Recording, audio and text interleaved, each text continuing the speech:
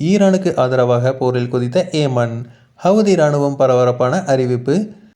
Israel Iran இடையே நிலவி வந்த மோதலில் அமெரிக்கா தலையிட்ட பிறகு அங்கு நிலைமை மொத்தமாக மாறிவிட்டது. ஒரு பக்கம் இஸ்ரேலுக்கு பதிலடி கொடுக்கிறோம் என ஈரான் சராமாரியாக தாக்குதலை நடத்தி வருகிறது. இந்த சூழலில் போரில் தாங்களும் நுழைந்துவிட்டதாக ஏமனை பெரும்பகுதி கட்டுப்படுத்தும் ஹவுதி படை அறிவித்துள்ளது. இஸ்ரேல் ஈரான் இடையே கடந்த ஒரு வாரத்திற்கு மேலாகவே மோதல் தொடர்ந்து வருகிறது. இது ஒரு பக்கம் ஈரானின் பல்வேறு பகுதிகளில் இஸ்ரேல் சராமாரியாக தாக்குதலை நடத்தியது. அதற்கு ஈரானும் பதிலடி கொடுத்து வந்தது. இரு நாடுகளும் இதுபோல மாறி மாறி தாக்குதல் நடத்தி வந்தன. இந்த சூழலில்தான் யாருமே எதிர்பார்க்காத வகையில் திடீரென இந்த மோதலில் அமெரிக்கா வந்தது. ஈரானின் முக்கியமான அணுசக்தி நிலையங்களை குறிவைத்து இன்று அதிகாலை அமெரிக்கா திடீரென தாக்குதல் நடத்தியது. இதில் ஈரானுக்கு சேதம் சற்று அதிகமாகவே இருந்ததாக கூறப்படுகிறது. ஆனால் அமெரிக்கா இப்போது இந்த மோதலில் உள்ளே வந்துள்ளது நிலைமை மொத்தமாக மாறுவதாக இருக்கிறது. அமெரிக்காவின் தலையீட்டால் இது பிராந்திய போராக வெடிக்கும் ஆபத்து உள்ளது. இதைத் தொடர்ந்து இங்கு மற்ற நாடுகளும் தீவிரவாத குழுக்களும் கூட மோதலில் வர வாய்ப்புள்ளது. இதற்கிடையே இந்த போரில் நுழைவதாக இப்போது ஏமன் நாட்டில் உள்ள ஹவுதி படை அறிவித்துள்ளது. ஏமன் நாட்டை பொறுத்தவரை அங்கு பல காலமாகவே உள்நாட்டு குழப்பம் நிலவி வந்தது.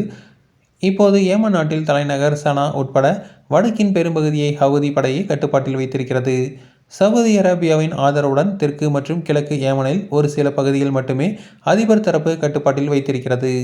இந்த சூழலில்தான் ஏமனின் ஹவுதி படைப்போரில் நுழைவதாக அறிவித்துள்ளது. ஈரானில் உள்ள 3 அணுசக்தி நிலையங்களை அமெரிக்கா தாக்கிய சில மணி நேரங்களுக்கு பிறகு ஹவுதி படை இந்த எச்சரிக்கையை விடுத்துள்ளது.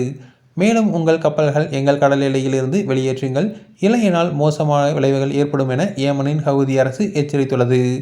ஏமன் இப்போது இந்த போரில் குதிப்பதாக அறிவித்துள்ள நிலையில் இதுபோல நடக்கக்கூடாது என்றே பலரும் அஞ்சினர். ஒருவேளை ஏமன் சர்வதேச கப்பல்களை குறிவைத்து தாக்குதல் நடத்தினால் அது சங்கிலி விளைவுகளை ஏற்படுத்தும். மேலும் இதனால் பல்வேறு நாடுகளும் கூட இந்த மோதலில் உள்ளே வரும். இது உலக போர் அல்லது குறைந்தது பிராந்திய போரை உருவாக்கும் ஆபத்து இருப்பதாகவே உலக நாடுகள் அஞ்சுகின்றன. தற்போதைய சூழலில் பெரும்பாலான நாடுகள் இந்த விவகாரத்தில் இஸ்ரேல் ஆதரவு நிலைப்பாட்டையே எடுத்துள்ளன. சீனா, ரஷ்யா, பெலாரஸ் உட்பட சில நாடுகள் மட்டுமே ஈரான் ஆதரவு நிலைப்பாட்டை எடுத்துள்ளன. இந்தியா போன்ற சில நாடுகள் நடுநிலையான நிலைப்பாட்டை எடுத்துள்ளன. அதே நேரம் இந்த மோதலில் தொடர்ந்தால் அது இந்தியா உட்பட சர்வதேச அளவில் மோசமான பாதிப்பை ஏற்படுத்தும் என அஞ்சப்படுகிறது.